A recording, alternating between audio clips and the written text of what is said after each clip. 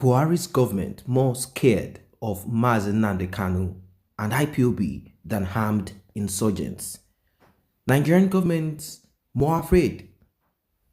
The urgency with which the Nigerian state dispatched military forces to Mazi Kanu's village in Afarauko, Umaya, is still making the rounds.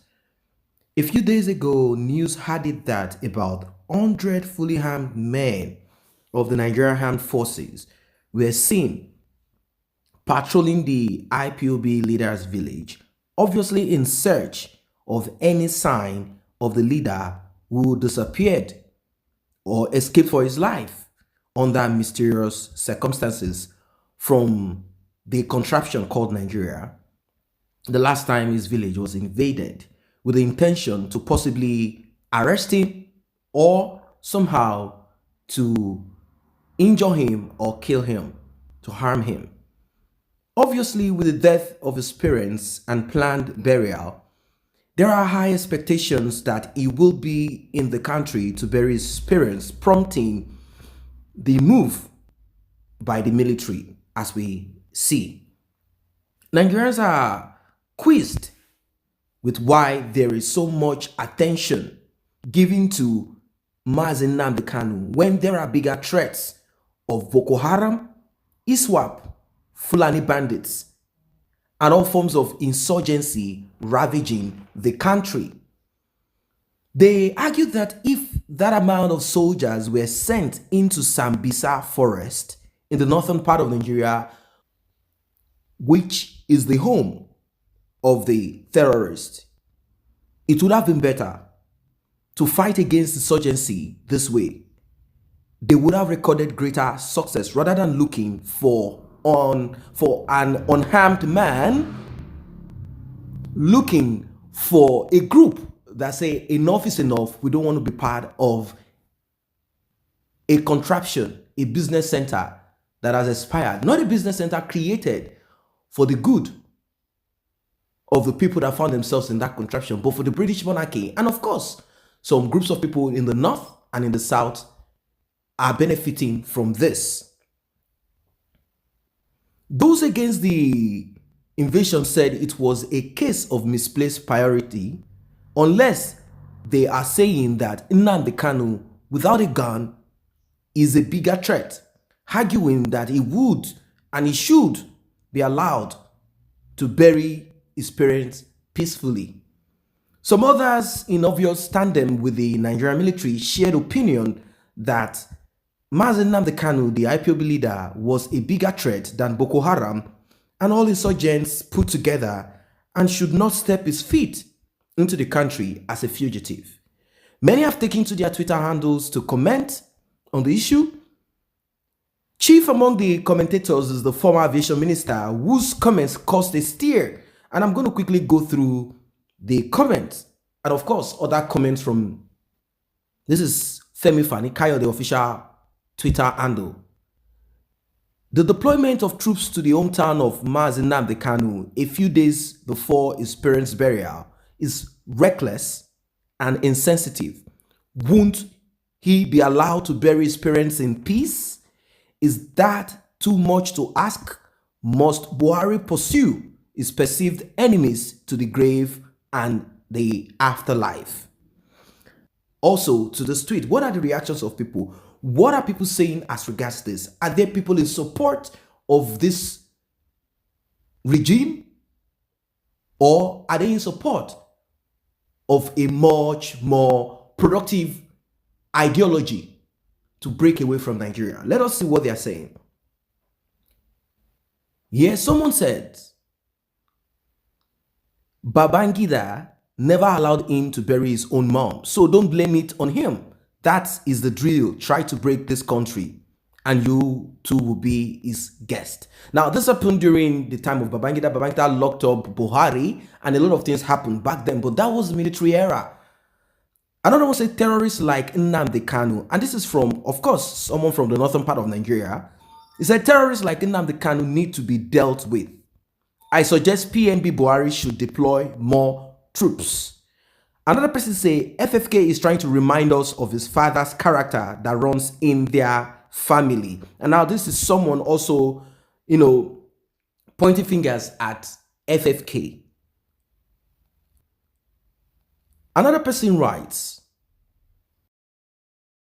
at the end, Biafra must come. That is just it. Notwithstanding anything, notwithstanding whatever it is, Biafra will definitely come. Another person say, for me, Mazi Nnamdi Kanu should not come back. Ohaneze Ndigbo warned federal government, withdraw soldiers from our community, allow him to bury his parents. Is that too much to ask? Mayeti Allah are terrorists, but Buhari cannot trouble them. Nnamdi Kanu is their nightmare. Jubril is fast digging his own grave. When he do not realize it, these parents died out of shock by the Nigerian military. And here they go again. The land of Afarauku will swallow all of them. And that is just what it is. The shock, for people that have experienced civil war before, they know what it is all about. A lot of bloodshed, a lot of hunger, a lot of problems and issues that surrounded the civil war that should never have happened.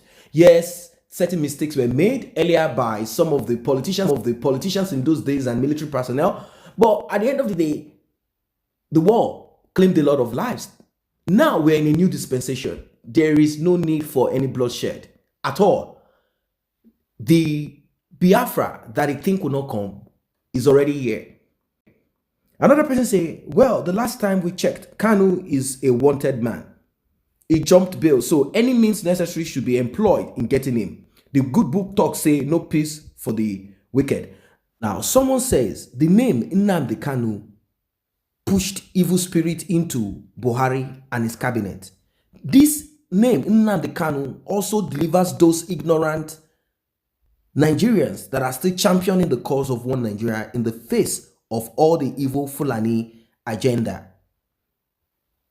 I think PNB and the supporters are mentally deranged because of one man. That is one person's opinion here. Another person say, people with story, federal government and PNB now know fully well that Mazi Nnamdi Kanu passed them. And they know that they cannot do anything and go free. Deploying 48 battalions to his hometown is just to make the community scared and make them afraid. That he should rather move and focus on Boko Haram, ISIS, ISWAP, and Fulani bandits that are much more of a threat to the Nigerians, rather than focusing on a man that is saying, enough is enough, we don't want to be part of this contraption that has expired. Now, oftentimes I am surprised when I see people that are supposed to be wise. It doesn't matter if you are Biafran, as long as you are a young person and you realize that the way things are run in that contraption is not supposed to be, then I expect you to speak in solidarity of productive ideas like that of Nnamdi Kanu, like that of Omoyele Sowore and some other freedom fighters, some other revolutionaries. And you yourself should also be a revolutionary that reflects. But unfortunately, you see people saying words like a man that jumped bail and coming to bury his mother in peace is a wishful thinking and can only emanate from a damaged brain. And this might probably a young person, also maybe from the eastern part of Nigeria, but not in support, maybe a child of some of those politicians that like the way things are. It's a shame, it's a pity that this is happening, that some people are still blind, some people have not decided to take off the scales off their eyes. They have decided to remain the way they are. It's so unfortunate that this is happening. Now, how could it have been if none of this had existed? If things were done, if the rule of law was obeyed, if there wasn't any reason or any need for some regions to be practicing Sharia and trying to muscle on the rest of the region, how would it have been if at the beginning there was no amalgamation of the North and the South? Do you see in your own mind, just look deep down in your mind, how much development would have come to your region, to your state, to your country, if there wasn't anything that brought the North and the South together? But unfortunately, that is what it is. And it has brought back the lives of people much more than 100 years backward. But then, What is the solution? The solution is for everybody to come in solidarity with productive ideas, like I said, such as that of IPOB, as they are the only group right now that is holding strong, and they've not been corrupted, they've not taken bribes, they've not stopped preaching, they've not stopped repeating the message that they are giving to give out to the people. It's time for you to rise up from your slumber and stop being a mediocre. Support the move and wake up, educate yourself, and see reasons why you should join a productive group, join a productive ideology, or join the movement called IPOB. Not for your own personal gain or aggrandizement, but because you have a focus, you have clarity, you understand where you are and where you are heading to. Join the ideology of people like Showore and other freedom fighters, not the ones that are paid by some parties to fight when another party is on. No, but people that have clear-cut ideology and know when they are actually moving out of the right path, so that you yourself will not join them and fall in the same pit. That is what it is for now. If you're not a member of this channel, let us grow together, and you can do so by simply tapping on the subscription button and the red notification icon bell below. It will alert you whenever videos are uploaded. Thanks for stopping by.